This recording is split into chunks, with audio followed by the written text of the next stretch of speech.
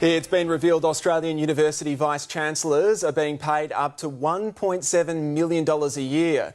A damning report by the National Tertiary Education Union also uncovering widespread wage theft, wasteful spending and conflicts of interest. For more on this story, we are joined by Dr Alison, President of the NTEU. Good afternoon to you, Alison.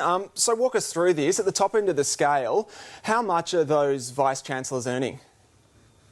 Well, look, we know our leading Vice-Chancellor is paid around 1.7, but the average Vice-Chancellor is paid over $1 million, which is double the salary of our Prime Minister. And we know not only are Vice-Chancellors being paid extraordinarily well, but senior executives across our universities are also, their pay is also skyrocketing. So we know across the country, 306 senior executives earn more than state premiers. And I think this is a really damning indictment of our universities, that pay for very senior people is so high, but in the context of $400 million being stolen or being underpaid to workers who are insecurely paid, 68% of the workforce being employed insecurely, and as you said, numerous conflicts of interest. We could see some of the numbers up on screen there before, and they are big. I guess the next question is, what are Vice-Chancellors doing to justify these pay packets?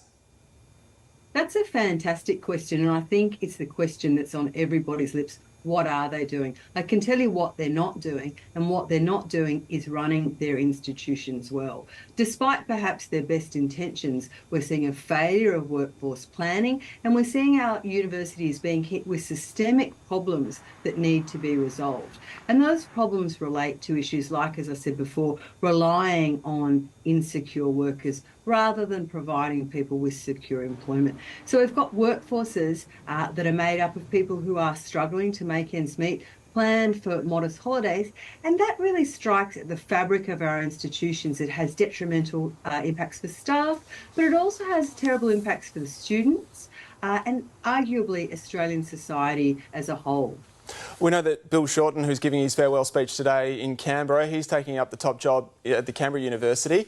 Are these appointments political? What are they?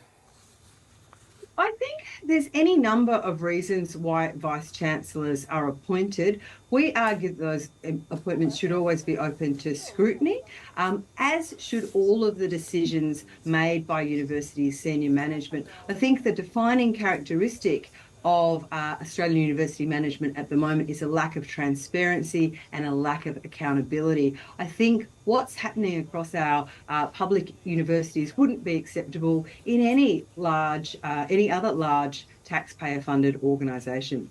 You mentioned wasteful spending on consultants and $400 million in wage theft. What does wage theft look like on the ground? Wage theft looks like on the ground people not being paid properly for the work they've performed.